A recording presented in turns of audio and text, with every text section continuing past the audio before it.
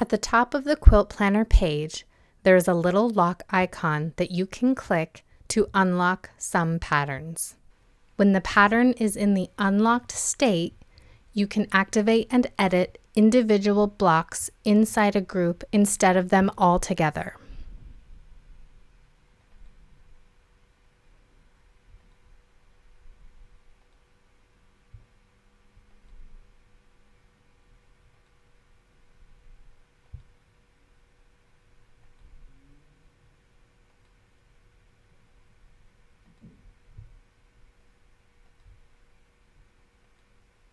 We will cover this fully in a separate tutorial, but for now just remember, locked edits the whole group, unlocked edits individual blocks.